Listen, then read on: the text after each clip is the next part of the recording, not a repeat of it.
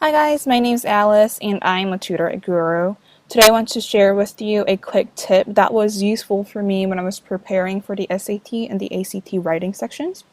So I don't think grammar is taught in high schools, but it's on the exams and it's good to refresh on some of the lessons that were probably taught years ago.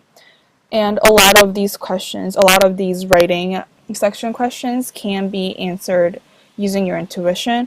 But I think actually learning the names of the rules is really helpful because then you can recognize and generalize the problem, and that can really cut down on some costly mistakes. Okay, so this question is taken from the SAT practice exam on the College Board website. Number 44 right here, question 44 is a question about misplaced modifiers. Misplaced modifiers. So if we have a dependent clause or a descriptive clause like you see here, like right here, far from marking the end of investigative journalism. So this is describing something and it is not a complete sentence and it's marked with a comma. You know, whatever comes after needs to be a noun that is described by this clause. So if you stop and ask the question, what is far from marking the end of investigative journalism?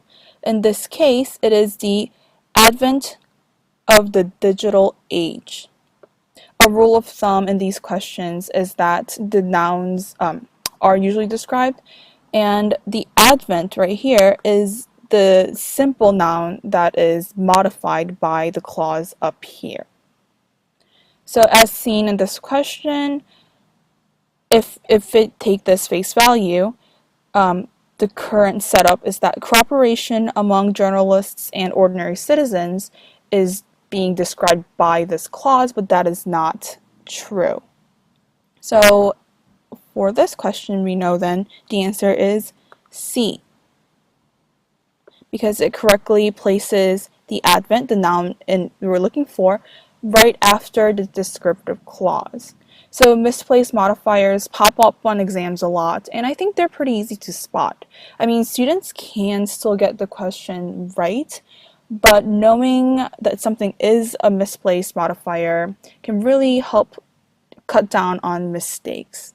Well, I hope this was helpful, and thank you for listening.